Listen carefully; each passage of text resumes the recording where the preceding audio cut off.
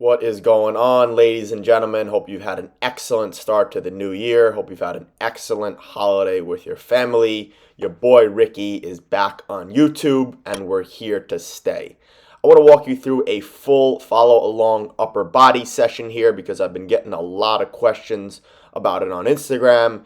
So you know how I am. I want to provide a solution to every problem you have as a footballer. So as you saw there, we did about a 10 to 15 minute bike warm up. We did some arm swivels across, vertical arm swivels, shoulder circles forwards and backwards, some mid back twists, and then some Phelps flaps. Main goal there is to warm up the chest and the shoulders. Then we got into a very simple, easy activation, about 5 to 15 push-ups, depending on your fitness level.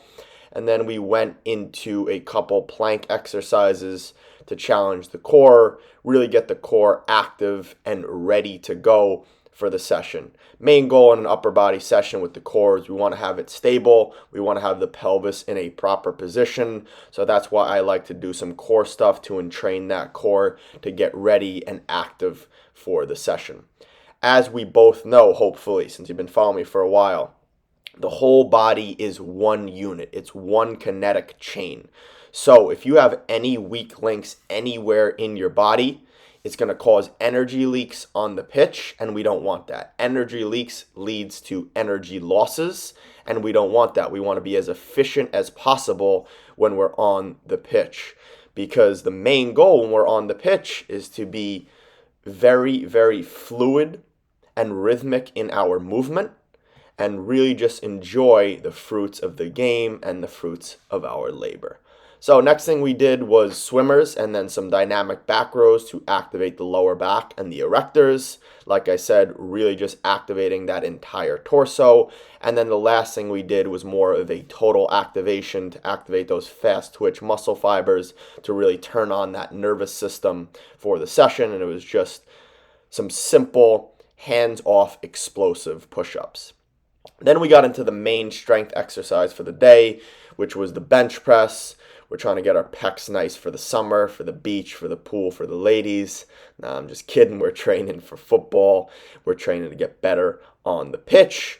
So we did a simple bench press warm up, and then we went on to Plyo push-ups. So if you are less advanced, if you're a beginner, please start these on your knees. But this is an excellent exercise to work on your overall explosive strength within the upper body. It's going to challenge the chest, the shoulders, the core, and the entire chain.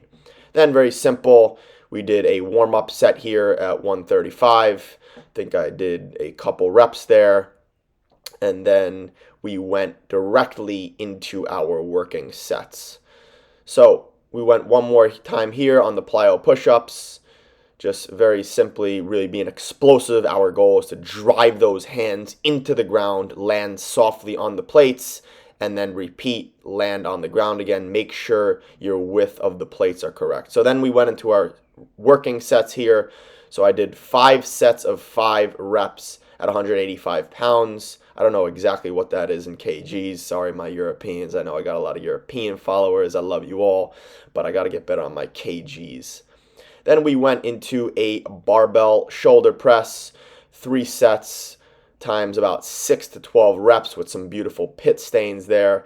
As always, breathing in through the nose, out through the mouth. So goal is as you're going down on the eccentric portion, the downward phase portion, I want you to breathe in and then breathe explosively out when you go up on the way up the concentric phase, because that's where we need our most power. Then we went directly into a low back row on a machine. I really love to do this at a high rep range to improve the posture. The goal here is to pull those shoulder blades together, pull those scapula together like you're squeezing a pencil between your shoulder blades.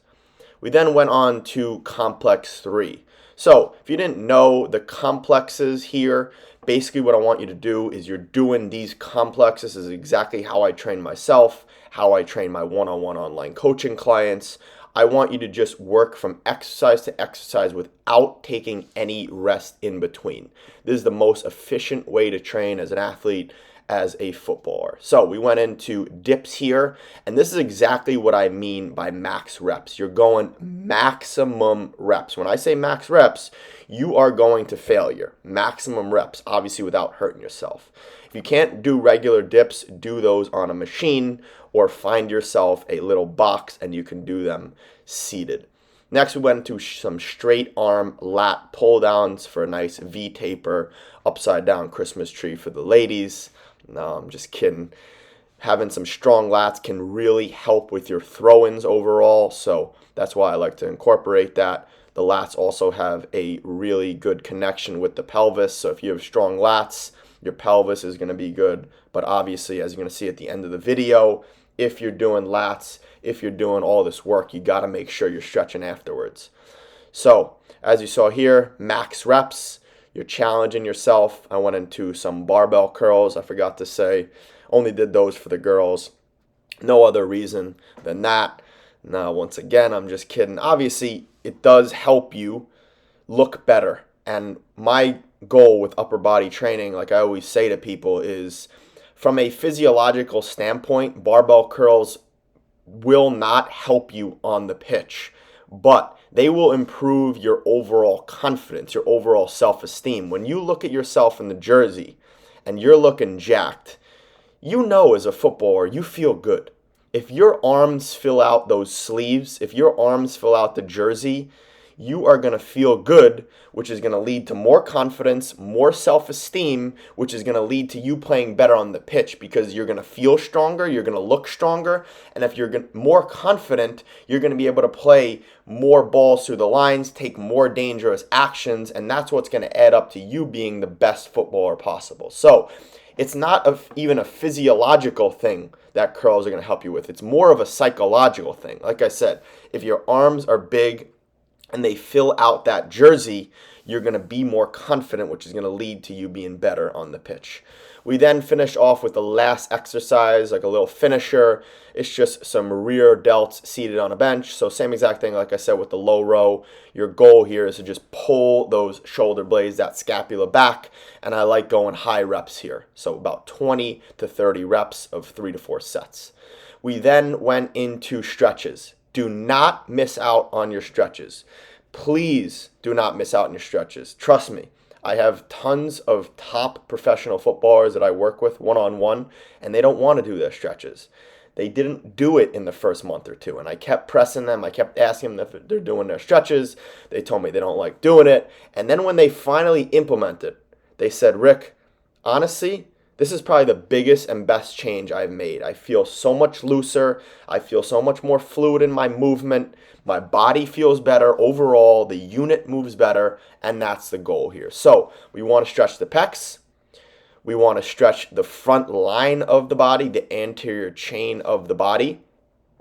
And then we go into some lat stretching, some tricep stretching, and some overall shoulder and rotator cuff. So we just finished off with a full kneeling tricep stretch on the right, on the left, obviously. Then we went into a lat stretch. So the difference here is we have a slight bend and rotation at the upper back and the T-spine to really get in that left lat here. So goal is to really have a slight rotation, slight bend to get into that lat. We don't want to hit the tricep too much. You're going to hit it a little bit just on the nature of the stretch and anatomy and the biomechanics, but goal is to hit the lat. And then we finished off, this is my favorite lat stretch. You get into a half kneeling position. You start off by creating somewhat of a C, and then the goal is to get that top arm diagonally away from you, stretching that right lat here, and then that left arm on the side that you're kneeling with, you're pushing to the ground. Then the last stretch, we have a rotator cuff stretch. So one hand is in a push-up position, the other hand is 90 degrees, and you're trying to get that rotate.